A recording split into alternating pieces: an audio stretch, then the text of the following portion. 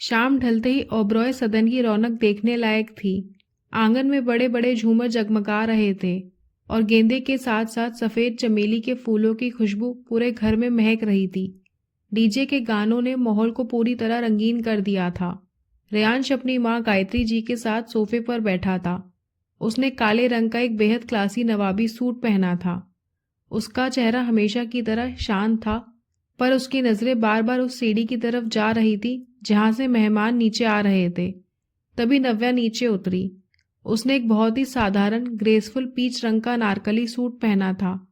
कानों में वही झुमके थे जो रियांश ने दिए थे। कोई मेकअप नहीं, बस हल्की सी लिपस्टिक और खुली जुल्फें। वो लग तो बहुत प्यारी रही थी, पर उस चमक धमक वाले माहौल में उसकी सादगी कुछ ज्यादा ही साफ दिख रही थी। गायत्री जी ने नव्या को ऊपर से नीचे तक देखा और फिर धीरे से रेयांश की तरफ झुकी। उनकी आवाज में थोड़ी सी खटास थी। रेयांश बेटा, नव्या लड़की तो अच्छी है, पर क्या तुझे नहीं लगता कि वो हमारे खानदान और स्टैंडर्ड के हिसाब से थोड़ी ज्यादा ही साधारण है? आज संगीत है, कम से कम कोई भारी लहंगा या डिजाइनर ड्रेस तो पहननी चाहिए थी। मेरी दोस्तों के सामने वो फीकी लग रही है। रेयांश को माँ की बात चुभ गई। उसने देखा कि नव्या झिझकते हुए उनकी तरफ ही आ रही थी। शायद उसे भी अपनी सादगी का एहसास हो रहा था। रेयांश ने माँ को कोई सीधा जवाब नहीं दिया, बस हल्का सा मुस्कुराया और बोला, माँ, हीरे को चमकने के लिए कांच के टुकड़ों की जरूरत नहीं होती। उसे जो पसंद है उसने वही पहना है। रेयांश अपनी कुर्सी से उठा और सीधा नव्या की तरफ बढ़ा। नव्या अभी अपनी ड्रेस की चुनरी संभाल ही रही थी कि रेयांश ने सबके सामने उसका हाथ थाम लिया। नव्या की धड़कन जैसे एक पल के लिए थम गई। उसने घबराकर रेयांश की तरफ देखा। सर, आप ये क्या कर रहे हैं? सब देख रहे हैं। नव्या ने फुसफुसाते हुए पूछा। वही जो एक बॉयफ्रेंड को करना चाहिए, रेयांश ने सपाट आवाज में कहा और उसका हाथ पकड़े हुए सीधा गायत्री जी के पास ले गया। तभी राहुल, रेयांश का कजन जिसकी शादी थी, अपनी दुल्हन के साथ वहां पहुंचा। राहुल रेयांश का सबसे चहेता भाई था। भाई, क्या बात है, नव्या तो वाकई में सिंपल एंड सोबर लग रही है, राहुल ने हंसते हुए कहा। इतने भारी भरकम और तड़क भड़क वाले माहौल के बीच नव्या की ये सादगी ही सबसे अलग दिख रही है। मान गए तुम्हारी चॉइस को। रेयांश ने राहुल के कंधे पर हाथ रखा और थोड़ा मुस्कुराकर बोला, कॉन्ग्रेचुलेशंस राहुल, कम से कम तूने तो मेरी चॉइस की कदर की। राहुल ने नव्या की तरफ हाथ बढ़ाते हुए कहा, नव्या, मेरे खड़ूस भाई को झेलना कोई आसान काम नहीं है। अगर कभी ये तुम्हें ज्यादा परेशान करे तो बस मुझे कॉल करना, मैं इसकी सारी बचपन की पोल खोल दूंगा। नव्या बिना कुछ बोले मुस्कुरा दी। तभी आर्यन, समीर और कियारा वहां आ धमके। चलो चलो, बहुत बातें हो गई, अब संगीत का असली मजा शुरू करते हैं, कियारा ने शोर मचाते हुए कहा। आज रेयांश भाई और नव्या को स्टेज पर आग लगानी होगी। रेयांश ने तुरंत मना कर दिया। नहीं कियारा, मैं ये सब नहीं करता, तुम लोग एंजॉय करो। अरे भाई, ऐसे कैसे? शादी राहुल की है और आप डांस नहीं करेंगे? समीर ने मजे लिए। नव्या, आप ही मनाइए इन्हें, आपकी बात जरूर मानेंगे। तभी पास के एक सोफे पर बैठी खानदान की कुछ औरतें आपस में कानाफूसी कर रही थीं। गायत्री जी वहीं खड़ी थी और उनकी बातें साफ सुन रही थी।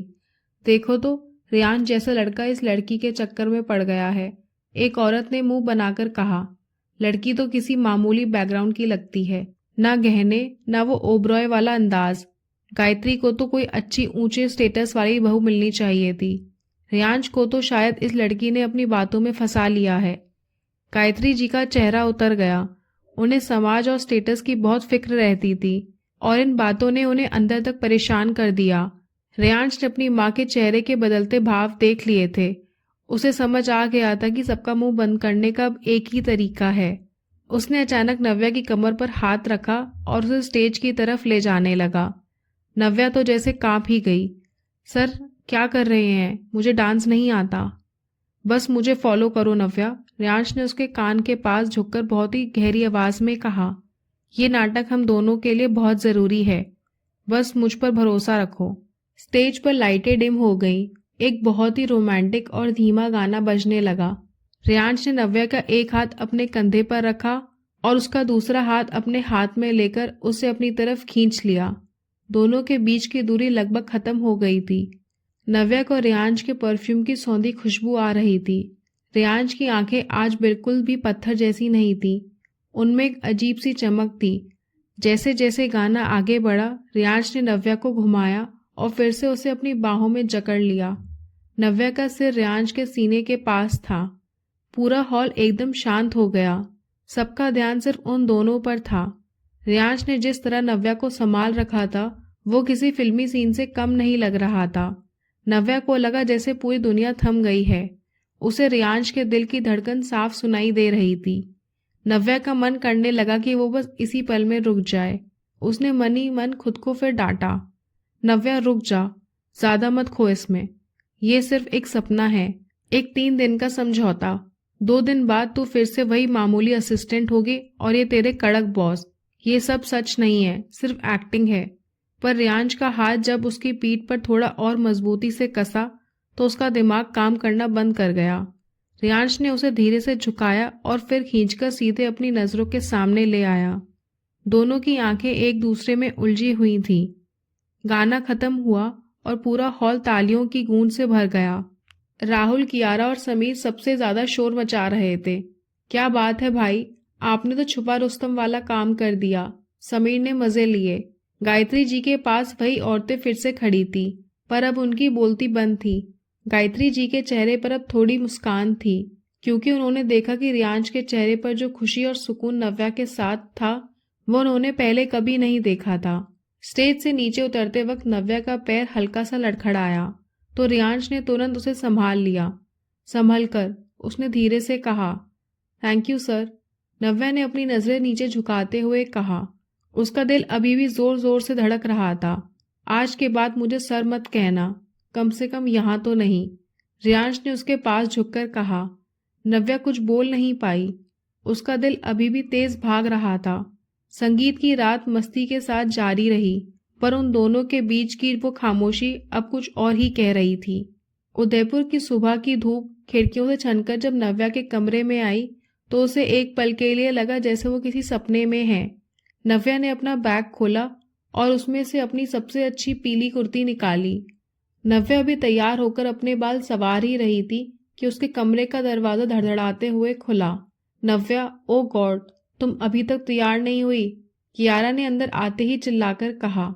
उसने एक भारी भरकम पीला शरारा पहना हुआ था और कान में बहुत सुंदर बालियां। नव्या ने मुस्कुराते हुए कहा, बस हो गया कियारा, मैं बस ये कुर्ती पहन रही थी। कियारा ने उसे ऊपर से नीचे तक देखा। सिर्फ ये? नव्या, आज हल्दी है, सब लोग एकदम चकाचक तैयार होंगे। फिर उसने नव्या के सादे चेहरे को देखा और कंधे उचका दिए। खैर, तुम सिंपल भी बहुत अच्छी लगती हो।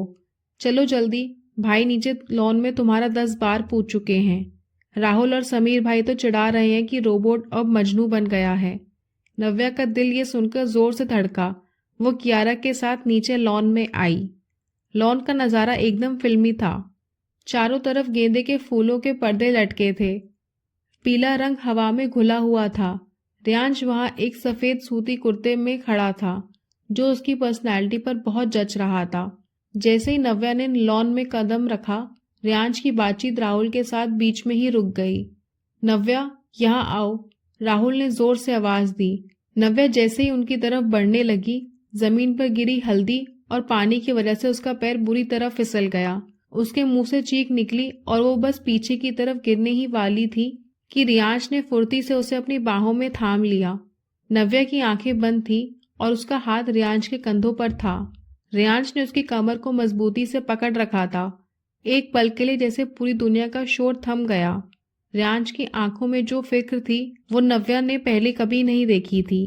नव्या, तुम ठीक हो? रियांश की आवाज बहुत ही धीमी और गहरी थी। नव्या ने धीरे से आंखें खोली और रियांश को इतनी करीब देखकर उसकी सांसें अटक गईं। जी हाँ, थैंक यू। ओहो, इनका तो अपना ही रोमांस शुरू हो गया, समीर ने तालियां बजाते हुए कहा। अरे भाई, अभी तो हल्दी लगी भी नहीं और आप दोनों के बीच तो कनेक्शन चिपक गया, आर्यन ने मजे लेते हुए कहा। सब कजन जोर जोर से हंसने लगे और हुटिंग करने लगे। रियांश ने धीरे से नव्या को सीधा खड़ा किया, पर उसके हाथ अभी भी नव्या की कोहनी पर था, जैसे वो देख रहा हो कि वो संभल गई या नहीं। तुम लोग अपनी बकवास बंद करोगे? रियांश ने कड़क आवाज में कहा। पर उसके चेहरे पर एक हल्की सी मुस्कान आ गई थी जिसे उसने छुपाने की कोशिश की। हल्दी की रस्म शुरू हुई। गायत्री जी अपनी कुछ सहेलियों और रिश्तेदारों के साथ सोफे पर बैठी थी। उनकी एक चाची जो काफी समय से नव्या को गौर से देख रही थी, गायत्री जी के पास आकर फुसफुसाई, गायत्री, लड़का लड़की तो बड़े अच्छे लग रहे हैं साथ में, वैसे शादी कब फिक्स कर रही हो इनकी? अब रेयांश जैसा लड़का अगर किसी लड़की को घर की शादी में लाया है तो बात तो पक्की ही समझे। गायत्री जी ने बस एक फीकी सी मुस्कान दी। उनकी नजरें नव्या की उस साधारण कुर्ती और उसके बात करने के तरीके पर टिकी थी। उन्हें नव्या में वो ओबरॉय वाली बात नजर नहीं आ रही थी। उन्हें लग रहा था कि रेयांश का स्टेटस और नव्या की सादगी मेल नहीं खाते। जब रस्म खत्म हुई और रेयांश किसी काम से आर्यन के साथ साइड में गया तो गायत्री जी ने मौका देखकर नव्या को अपने पास बुलाया। नव्या, यहाँ बैठो मेरे पास। गायत्री जी ने सोफे की तरफ इशारा किया। नव्या झिझकती हुई वहां बैठ गई। जी आंटी। बेटा, मैंने रेयांश से पूछा था पर वो हमेशा टाल देता है। तुम्हारे परिवार में कौन कौन है? मतलब तुम्हारे पापा क्या करते हैं और तुम्हारा घर कहाँ है, दिल्ली में? नव्या का गला सूखने लगा। उसे लगा जैसे उसका इंटरव्यू लिया जा रहा है। मेरे पापा अब नहीं रहे। मैं अपनी माँ के साथ रहती हूँ। हमारा दिल्ली में एक छोटा सा घर है। छोटा सा घर शब्द सुनते ही गायत्री जी की भौहें सिकुड़ गईं। ओहो, और तुम्हारी पढ़ाई? आर्किटेक्चर कहाँ से किया है तुमने? नव्या के हाथ वहीं रुक गए। उसने रेयांश की तरफ देखा पर वो फोन पर बिजी था। मेरा मतलब रेयांश की लाइफस्टाइल और उसकी ज़रूरतों को समझना हर किसी के बस की बात नहीं है। उसे एक ऐसी पार्टनर चाहिए जो उसे सोशल सर्कल में रिप्रेजेंट कर सके। क्या तुम्हें लगता है कि तुम उस दुनिया में फिट बैठ पाओगी? नव्या को ऐसा लगा जैसे किसी ने उसे बीच चौराहे पर खड़ा कर दिया हो और अब उनकी चोरी पकड़ी जाएगी। उसे अपनी गरीबी पर कभी शर्म नहीं आई थी, पर आज गायत्री जी की आंखों में जो छोटापन उसे दिख रहा था उसने उसे अंदर तक हिला दिया। तभी एक साया उसके पास आकर खड़ा हो गया। माँ, नव्या को अभी क्यारा अंदर बुला रही है। उसे कुछ काम है। रेयांश की आवाज एकदम सपाट थी। उसने नव्या की तरफ देखा जिसका चेहरा उतर चुका था। अरे, मैं तो बस बातें कर रही थी रेयांश। गायत्री जी ने सवाई देने की कोशिश की। बातें बाद में हो सकती है माँ, अभी फंक्शन बाकी है। रेयांश ने नव्या का हाथ पकड़ा और उसे वहां से खींचते हुए लॉन के एक शांत कोने में ले आया। जैसे ही गायत्री जी की नजरों से वो दूर हुए, नव्या की आंखों से एक आंसू ढलक गया। उसे बहुत छोटा महसूस हो रहा था। उसे लग रहा था कि वो यहाँ एक अपराधी है जो किसी के घर में झूठ बोलकर आई है। रेयांश ने नव्या की हालत देखी और उसकी तरफ एक टिश्यू बढ़ाया। नव्या, मेरी माँ की बातों को दिल पर मत लो। वो बस ऐसी ही हैं। उन्हें स्टेटस की बहुत फिक्र रहती है। नव्या ने अपनी आवाज को संभाला। सर, वो गलत नहीं है। मैं सच में यहाँ फिट नहीं बैठती। मैं एक मामूली लड़की हूँ और आप कहाँ और मैं कहाँ? हमें ये नाटक नहीं करना चाहिए था। रेयांश ने नव्या के कंधे पर हाथ रखा और पहली बार उसे बिना गुस्से के नव्या कहकर बुलाया। नव्या, मेरी तरफ देखो। ये सब सिर्फ एक दिन और है। कल शादी खत्म हो जाएगी, फिर हम वापस चले जाएंगे। ये नाटक कल खत्म हो जाएगा। फिर तुम्हें किसी के सवालों का जवाब नहीं देना पड़ेगा। बस एक दिन और झेल लो, फिर तुम फ्री हो। रेयांश ने तो ये बात उसे तसल्ली देने के लिए कही थी, पर नव्या को ऐसा लगा जैसे उसका दिल किसी ने कांच की तरह तोड़ दिया हो। बस एक दिन और। उसे अचानक महसूस हुआ कि वो इस नाटक को खत्म नहीं करना चाहती। उसे रेयांश की ये डांट, उसका ये साथ अच्छा लगने लगा था। रेयांश के लिए तो ये सिर्फ एक काम था, पर नव्या के लिए उसकी जिंदगी की सबसे खूबसूरत हकीकत अब झूठ बन गई थी। जी सर, सिर्फ एक दिन और। नव्या ने अपनी नजरें नीचे कर ली और वहां से चली गई। नव्या अपने कमरे की खिड़की के पास बैठी थी। बाहर उदयपुर की शाम जितनी हसीन थी, नव्या का दिल उतना ही भारी। तभी उसके फोन की स्क्रीन चमक उठी। ईशानी। नव्या ने एक लंबी सांस ली और अपनी आवाज नॉर्मल करने की कोशिश की। हेलो, और कैसा है उदयपुर? ईशानी की आवाज में हमेशा वाली मस्ती थी। क्या चल रहा है? मीटिंग कैसी रही? डील साइन हुई? नव्या ने हल्का सा मुस्कुराने की कोशिश की। हाँ, मीटिंग तो कल ही हो गई थी। सब ठीक रहा, डील भी हो गई। अच्छा, तो फिर तू अभी तक वापस क्यों नहीं आई? मुझे लगा था आज शाम तक तू ऑफिस के गॉसिप्स के लिए मेरे पास होगी। ईशानी ने चहकते हुए पूछा। नहीं ईशानी, हम मंडे वापस आएंगे। नव्या की आवाज़ थोड़ी दबी हुई थी। अचानक ईशानी का लहजा थोड़ा गंभीर हुआ। नव्या, तू ठीक तो है ना? तेरी आवाज़ इतनी दबी दबी क्यों लग रही है? क्या हुआ? फिर से हिटलर ने किसी बात पर सुना दिया क्या? देख, मैंने कहा था ना कि उस इंसान को सुकून से जीना नहीं आता। नहीं ईशानी, ऐसा नहीं है। नव्या की आवाज़ में इस बार एक अलग ही ठहराव था। मीटिंग के बाद घर के कज़न भाई की शादी थी यहीं उदयपुर में, तो उन्होंने मुझे कहा कि मैं उनके साथ चलूं। अब मैं उनके साथ ही हूँ। क्या? ईशानी के तो जैसे होश उड़ गए। रियांश ओबरॉय, जो अपनी परछाई को भी अपने पर्सनल स्पेस में आने नहीं देता, वो तुझे अपने घर की शादी में ले गया। ये तो न्यूज़ ऑफ द ईयर है। पर तू खुश क्यों नहीं लग रही?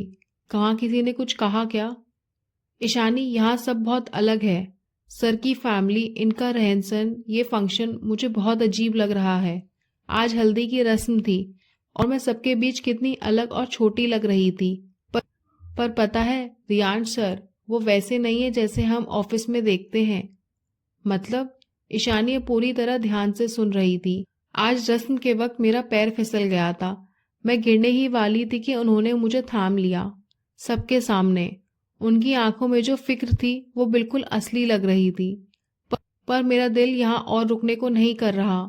सर ने मुझे अचानक अपने साथ आने को कहा, पर मुझे यहाँ आकर एहसास हो रहा है कि मैं कितनी अलग हूँ इनसे। नव्या, तू पागल है क्या? तू इतनी टैलेंटेड है, इतनी प्यारी है, क्यों खुद को छोटा समझ रही है? नहीं ईशानी, टैलेंट से दुनिया नहीं चलती। यहाँ लोग देखते हैं कि आपके पास बैंक बैलेंस कितना है। सर की माँ ने मुझसे मेरे घर परिवार और स्टेटस के बारे में ऐसे सवाल पूछे कि मुझे लगा कि मैं वहां से भाग जाऊं। और सबसे बड़ी बात। नव्या रुकी, उसकी आवाज़ थोड़ी कांप रही थी। क्या? बोलना। ईशानी, मुझे डर लग रहा है।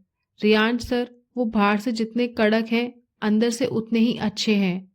उन्होंने सबके सामने मेरा साथ दिया, पर अब मुझे ऐसा लग रहा है कि कल जब ये सब खत्म हो जाएगा और हम वापस ऑफिस पहुंचेंगे, तो मैं उन्हें सिर्फ एक बॉस की तरह कैसे देख पाऊंगी। मेरा दिल नहीं मान रहा है कि ये सिर्फ एक ट्रिप है। ईशानी एक पल के लिए चुप हो गई। नव्या, तुझे उनसे प्यार हो गया है क्या? नव्या की आंखों में आंसू बहने लगे। मुझे नहीं पता ईशानी, पर ये जो भी है बहुत तकलीफ दे रहा है। सर ने आज मुझसे कहा कि बस एक दिन और फिर हम वापस चलेंगे। उन्हें तो शायद खुशी हो रही होगी कि आफत टल जाएगी, पर मुझे ऐसा लग रहा है जैसे मेरा सब कुछ छिन जाएगा। ईशानी ने गहरी सांस ली। नव्या देख, मैं तेरी दोस्त हूँ, इसलिए सच बोलूंगी। तू अपनी फीलिंग्स को कंट्रोल कर। वो रियांश ओबरॉय है। उसका स्टैंडर्ड, उसकी दुनिया हमसे कोसों दूर है। ये उदयपुर की हवा शायद तुझे थोड़ा भटका रही है। कल शादी खत्म होगी, परसों तो फिर से अपनी पुरानी जिंदगी में होगी, और वो अपने आलीशान बंगले में। हकीकत बहुत कड़वी होती है। मुझे पता है ईशानी, इसलिए ये एक दिन मुझे पहाड़ जैसा लग रहा है। मुझे पता है कल के बाद वो मुझे भूल जाएंगे, पर मैं इस एक दिन को जीना चाहती हूँ, जो शायद मुझे जिंदगी भर दर्द देने वाला है। ईशानी से बात करने के बाद नव्या का मन और भी भारी हो गया था। फोन कटने के बाद नव्या काफी देर तक खिड़की से बाहर चमकते तारों को देखती रही। रात के सन्नाटे में उदयपुर के महल और दूर जलते दिए किसी जादुई दुनिया जैसे लग रहे थे। लेकिन नव्या के अंदर एक तूफान चल रहा था। उसे रियांश की वो बात बार बार याद आ रही थी, बस एक दिन और। तभी उसके कमरे के दरवाजे पर हल्की सी दस्तक हुई। नव्या ने अपनी आंखों के कोने साफ किए और दरवाजा खोला। सामने रियांश खड़ा था। उसकी शर्ट की आस्तीन ऊपर की तरफ मुड़ी हुई थी। उसके चेहरे पर वो बॉस वाली सख्ती नहीं बल्कि नरमी थी। तुम ठीक हो? रियांश ने सीधे उसकी आंखों में देखते हुए पूछा। नव्या ने नजरें चुरा लीं। जी सर, मैं ठीक हूँ, बस थोड़ा थक गई थी। तुम्हारी आवाज़ कुछ और कह रही है, रियांश ने धीमे से कहा। खैर, ऊपर छत पर सब कजन्स इकट्ठा हुए हैं। आयरन और कियारा ने जिद पकड़ रखी है कि तुम्हें और मुझे वहां आना ही होगा। राहुल की शादी से पहले की आखिरी रात है, तो सब पार्टी कर रहे हैं। चलोगी? नव्या मना करना चाहती थी, पर रियांश की आंखों में रिक्वेस्ट थी जिसे वो टाल नहीं पाई। जी चलते हैं। छत का नज़ारा नीचे के शोर शराबे से बिल्कुल अलग था। वहां गद्दे बिछे हुए थे, हल्का म्यूजिक बज रहा था। जैसे ही रियांश और नव्या ऊपर पहुंचे, सबने हूटिंग शुरू कर दी। Finally the royal couple is here, Sameer ने चिल्लाकर कहा। आओ नव्या, यहाँ बैठो मेरे साथ। कियारा ने नव्या को अपने पास खींच लिया। रियांश भी उनके पास ही बैठ गया। हंसी मजाक चल रहा था कि तभी कियारा ने कोहनी मारकर रियांश को छेड़ा। भैया अब बस बहुत हुआ, अब हमें असली वाली कहानी सुननी है। आप और नव्या कैसे मिले? मेरा मतलब है, आप तो ऑफिस में सिर्फ फाइलों से ही बात करते हैं और नव्या इतनी शांत है। आप दोनों के बीच ये स्पार्क कब और कैसे हुआ? हमें पूरी स्टोरी जाननी है। समीर और आर्यन भी साथ देने लगे। हाँ भाई बताओ ना, हमें भी तो पता चले इस पत्थर के दिल में प्यार कैसे जागा। नव्या ने गहरी सांस ली। उसे रियांश की सिखाई हुई रटी रटाई कहानी याद थी। उसने जैसे ही बोलना शुरू किया, दरअसल हम 6 महीने पहले कॉमन फ्रेंड की पार्टी में मिले थे। मैं बताता हूँ, रियांश ने अचानक उसे टोक दिया। नव्या ने हैरानी से रियांश की तरफ देखा। रियांश ने हाथ में पकड़े हुए कॉफी के मग को घुमाया और एक लंबी सांस ली। उसने अपनी नजरें नव्या के चेहरे पर टिकाई और मुस्कुराते हुए बोला, पार्टी वाली बात तो सबको बताने के लिए है।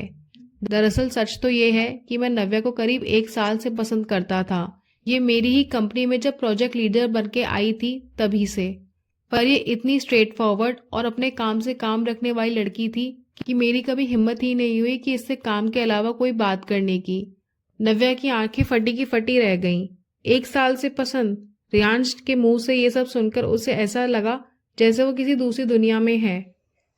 रियांश ने मस्ती भरे अंदाज में आगे कहा, ये ऑफिस में इतनी कड़क रहती थी कि मुझे लगता था कि अगर मैंने इस प्रपोज किया तो ये इस्तीफा मेरे मुंह पर मार देगी।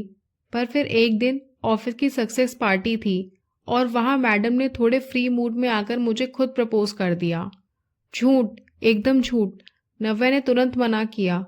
ये सफेद झूठ बोल रहे हैं, मैंने इन्हें कभी प्रपोज नहीं किया। अरे अब मुकर क्यों रही हो? रियांश ने चिढ़ाते हुए कहा। राहुल, कियारा, तुम लोग यकीन मत करना, नव्या ने सबकी तरफ हाथ हिलाते हुए कहा। माना कि ये मुझे थोड़े बहुत पसंद थे, मतलब ठीक ठाक लगते थे, पर ये ऑफिस में इतने खड़ूस और सख्त होकर रहते थे कि कोई इनसे बात करने की हिम्मत तक नहीं करता।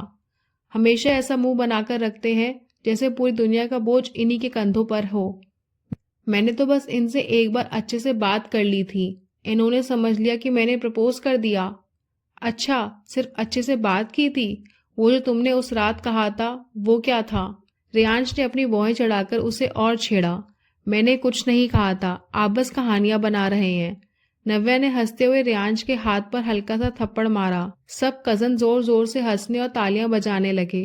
कियारा ने दोनों को देखते हुए कहा, ओ माय गॉड, आप दोनों कितने क्यूट लग रहे हो लड़ते हुए।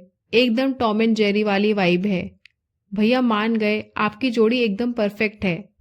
दोनों एक पल के लिए खामोश हुए और फिर एक दूसरे को देखकर शर्मा से गए। रियांश की नजरों से वो बॉस वाला पर्दा हट चुका था और नव्या को यकीन नहीं हो रहा था। रियांश ने इतनी सफाई के साथ झूठ बोला कि एक पल के लिए नव्या को लगा शायद ऐसा कुछ हुआ था। उसे पहली बार लगा कि वो रियांश के साथ कितनी कंफर्टेबल महसूस कर रही है। मजाक मस्ती में रात का वक्त कब गुजर गया पता ही नहीं चला। समीर और आर्यन ने अपने पुराने स्कूल के किस्से सुनाए। राहुल ने रियांश की बचपन की शरारतें बताई। करीब 2 बज चुके थे। धीरे धीरे रात और गहरी होती गई। एक एक करके सब कजन जमाई लेते हुए नीचे अपने कमरे की तरफ जाने लगे। अब छत पर सिर्फ रियांश और नव्या बचे थे। नव्या कोने के पास जाकर खड़ी हो गई और दूर चमकते चांद को देखने लगी। ठंडी हवा उसके चेहरे को छू रही थी। रियांश धीरे धीरे चलकर उसके पीछे आया और उसके पास खड़ा हो गया। नींद नहीं आ रही तुम्हें? रियांश ने बहुत ही शांत आवाज में पूछा। नव्या ने बिना उसकी तरफ देखे कहा, नहीं, बस सोच रही हूँ कि कल जब सब खत्म हो जाएगा तो ये सब एक याद बनकर रह जाएगा बस। रियांश ने कोई जवाब नहीं दिया। कुछ पलों के सन्नाटे के बाद रियांश दबी हुई आवाज में बोला, कहानी कुछ ज्यादा ही फिल्मी हो गई थी क्या? नव्या ने मुड़कर उसे देखा। ज्यादा फिल्मी? सर, आपने तो मुझे प्रोजेक्ट लीडर बना दिया। और वो 1 साल वाला किस्सा? आपने तो सब इतने यकीन के साथ कहा कि मुझे एक पल के लगा कि शायद मैं सच में आपकी कंपनी की आर्किटेक्ट हूँ। रियांश ने रेलिंग पर हाथ टिकाए और नव्या के पास खड़ा हो गया। वो सब तो बस माहौल को संभालने के लिए था, पर जो तुमने कहा कि मैं ऑफिस में बहुत खड़ूस हूँ और मुंह बनाकर रहता हूँ, क्या सच में तुम मेरे बारे में ऐसे ही सोचती हो? नव्या ने थोड़ा शर्माते हुए कहा, सिर्फ मैं नहीं, ऑफिस का हर एम्प्लॉय यही सोचता है। आप जब कॉरिडोर से गुजरते हैं ना, तो लोग अपनी सांसें रोक लेते हैं। रियांश हल्का सा हंसा। शायद उस कुर्सी पर बैठने के बाद इंसान ऐसा ही हो जाता है, पर आज आज मुझे उन फाइलें और मीटिंग की याद तक नहीं आई। नव्या ने उसकी तरफ देखा। सर, आपने आज दोपहर को अपनी माँ से मुझे बचाया, फिर ये सब कहानियां सुनाई, क्यों? आप तो बस ये कह सकते थे कि हम बस साथ हैं। रियांश ने चांद की तरफ देखा और एक लंबी सांस ली। नव्या, आज दोपहर में मैंने तुम्हें और माँ को बात करते सुना था। नव्या के दिल की धड़कन अचानक तेज हो गई। तुमने अपने पापा के बारे में बताया, घर के बारे में बताया। रियांश ने रुककर गहरी सांस ली। जब माँ तुमसे तुम्हारे घर के बारे में पूछ रही थी, मुझे बुरा लगा। मुझे लगा कि मेरी वजह से तुम्हें इन सब से गुजरना पड़ रहा है, जिससे तुम्हारा कोई लेना देना नहीं है। तुम्हें छोटा महसूस करने की कोई जरूरत नहीं है। मैं चाहता था कि इस घर में सबको लगे कि तुम यहाँ मेरे स्टेटस की वजह से नहीं, बल्कि अपनी काबिलियत की वजह से हो। नव्या की आंखों में नमी आ गई। पर सर, सच तो यही है ना? आपकी माँ जो देख रही है, उनके लिए वही हकीकत है। मैं उनके स्टैंडर्ड के हिसाब से कभी फिट नहीं हो सकती। ये जो कहानी आपने सुनाई, वो सुनने में अच्छी है, पर हम दोनों जानते हैं कि वो सच नहीं है। रियांश ने नव्या की तरफ रुख किया। उसकी नजरों में अब एक अलग ही गहराई थी। नव्या, तुमने कहा था कि मैं तुम्हें ठीक ठाक लगता था, क्या वो भी सिर्फ नाटक था? नव्या की धड़कनें तेज हो गई। उसने अपनी नजरें झुका ली। सर, क्या फर्क पड़ता है? सच तो नहीं बदलेगा ना। कल ये सब खत्म हो जाएगा। आप रियांश ओबरॉय होंगे और मैं आपके असिस्टेंट। दोस्तों, आपको हमारी ये कहानी कैसी लग रही है? कमेंट बॉक्स में ज़रूर बताएं। पसंद आई हो तो वीडियो को लाइक करें, शेयर करें और रोज़ ऐसी कहानियाँ सुनने के लिए हमारे चैनल को सब्सक्राइब करें। और साथ ही नोटिफिकेशन बेल को ज़रूर दबाएं ताकि अगली अपडेट आपको सबसे पहले मिल सके। स्टोरी अगली वीडियो में कंटिन्यू होगी।